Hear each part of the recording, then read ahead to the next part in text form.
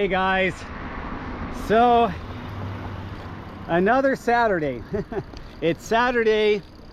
I'm at the world famous Pasadena Rose Bowl again, riding my bike. And I want to appreciate and thank the people that have been watching my channel, where I talked a little bit more about not bike stuff and talked about my career and things like that. And I wanted to thank you guys for hopefully some of you that subscribe to that Nurses to Tech. I am going to go deeper into some terms and some things that I feel like every American should understand about our healthcare system, and I'll start with people that work in my role and why you should know about your case management benefits. And a case manager, what is their role with your health insurance. So the second thing, or the main thing I want to talk about for this channel, for my Ride for Life, is I'm out on my gravel bike and I'm riding on pavement. I'll be riding on some dirt later. I'll show you the dirt later, but I want to talk about go big or go home. And I've made this video before, but I'm truly loving the bigger tires. The bigger tires are very amazing in making your gravel bike feel almost quasi mountain bike-ish,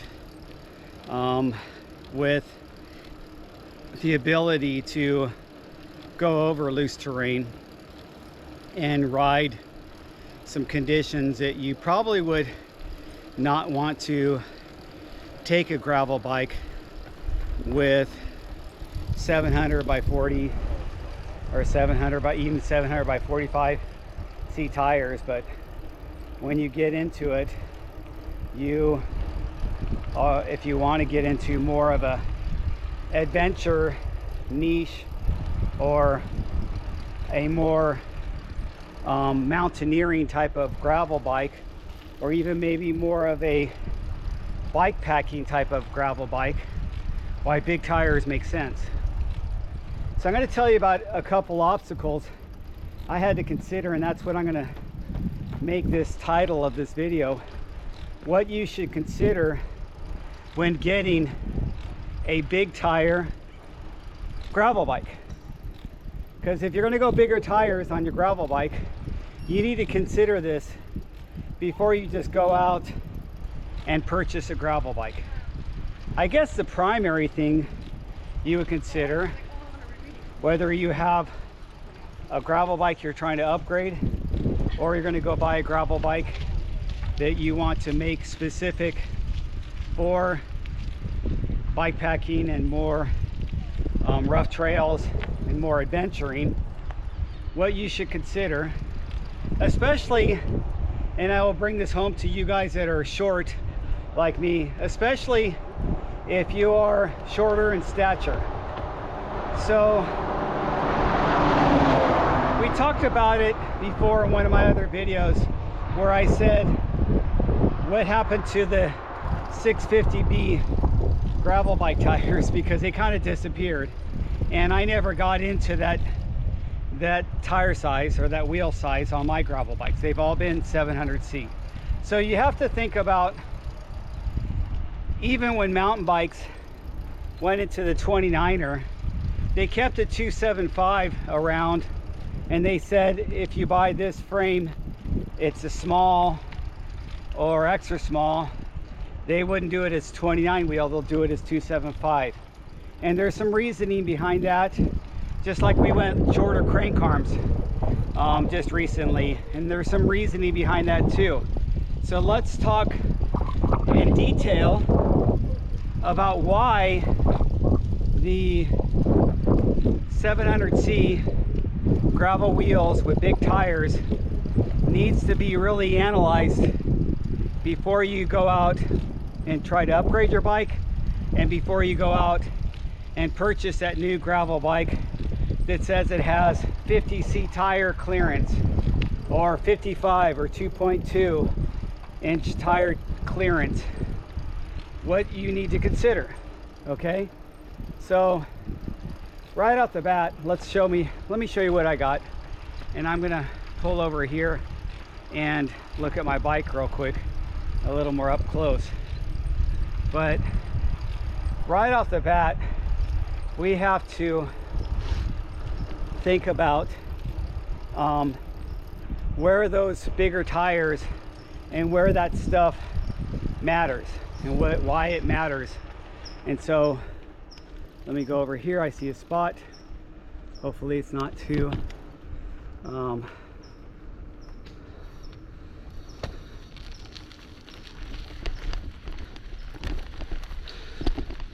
okay, sorry about all the bouncing. So let me show you what I got going on here. And this is my More Adventure gravel bike. So, and I think I've shown this to you before.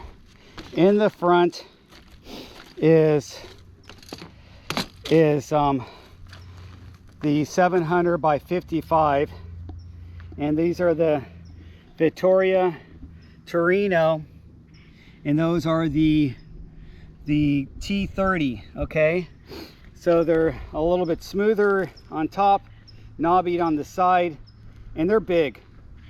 And those are mounted to actually mountain rims, because these DT Swiss 481 rims are actually mountain rims. And these are laced up with bird spokes to those Onyx hubs. And same wheel in the back, obviously, with the DT Swiss rims and the bird spokes and the Onyx hubs. But the difference on the back is I went a little bit smaller and a different tread design. These are Vittoria T10, and these are 700 by 50. And as you can see, they're a little more shaved down.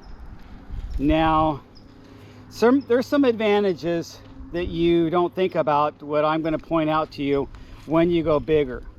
When you go bigger, having less tread is actually still more effective because you've got a bigger patch, and so you've got more traction just from the sheer girth of your tire. So that's baked in to bigger tires. When you go smaller, you either compensate with something that's going to provide more traction, or other ways that you can compensate, perhaps with real low tire pressure and inserts. Now both of my wheels have Cushcore inserts, or I think they're Cushcore front and back, or maybe the back has the Tannus Armor. I can't exactly remember, but I do like the Tannus Armor light one that's for gravel. That's a nice insert. But I know for sure I have inserts in both. So first of all, what I want to talk about, let's say you get a frame that, wow, it does clear 50s really nice. It could probably clear 55s. Look at that clearance in there, it's great. I can go bigger with my bike, or I could go bigger, or I want to get a bike that says it clears 700 by 50 or 700 by 55, or maybe I want to get a bike that says it clears regular mountain bike tires like 29 by 2.2 or even 29 by 2.4, because they're coming out now. They've got a lot of options. So here's one of the first things to consider when you're considering that. Okay, with my stature, now this is custom made to me, but with my stature and the frame geometry, I had to get this customized, and I'm going to make another video talking about why you should go customized if you're shorter, but I'll talk about that later. But one of the things is toe over, and I'm going to show that to you while I'm riding.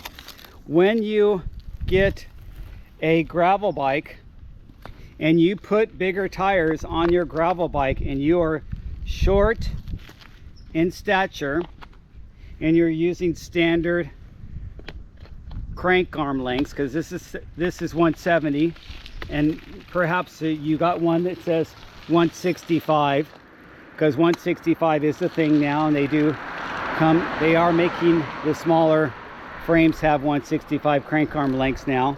I don't see a lot of 160s, but I do see 165 quite often. The size of your feet and your geometry will matter, because what happens, there's a term called toe over. Toe over means when you have your toe forward, is it going to go over and hit the tire when you turn that? Now you see mine doesn't have toe over, but I'll show you my other bike where there's toe over. And if you do the parking lot test and you are trying out some gravel bikes, make sure you put the bigger tires on those gravel bikes before you test them, number one. And number two, check the toe over, because that could make a real impact on your satisfaction and contentment with that gravel bike. Would you want that gravel bike to be able to not have toe over, to give you a little more security when you're turning with it, and more stability? Well, it's not going to be more stability so much based on that, but just, I guess it's more the sense of security. And toe over could be overrated. Toe over isn't the end all, the be all. You can have a gravel bike that you put big tires on that has toe over and be fine. But you can have one that you do occasionally hit your toes on that front tire, and that could end badly. It just depends on where you're riding, what you're doing. Now I'm going to show you some trail situations that it might matter if I had toe over, but I have rode my other gravel bike that does have toe over when I go over 700 by 40C tires, and I've been fine. But for the most part, that other gravel bike, as you know, and I put it up for sale, that other gravel bike is made more for long 100-mile rides. I've done a lot of those on that. It's made for my century rides and made more for road, and this one's made more for off-road and for adventure, and has all the extra Mountie points and stuff, excuse me. So anyway, I'm going to end it there. I think I've rambled on enough. Hopefully you stayed with me till the end. If you have, please make a comment that what you would like me to take a deeper dive and analysis on. If you have any opinions about that, please like and subscribe, and take a look at my other channel if you're interested in finding out more about nurses to tech and case management, and why I feel this is important, especially for those now that are going to be using technology to basically self-manage themselves into wellness programs and using their HSA and FSA money to get that Oura ring or get a blood pressure cuff or something like that, and want to be part of some wellness program, perhaps using Ozempic or something like that to do weight loss. All these things apply to what I'm going to talk about on my other channel. So I'm going to turn it off now, and thanks for watching, guys. I appreciate it.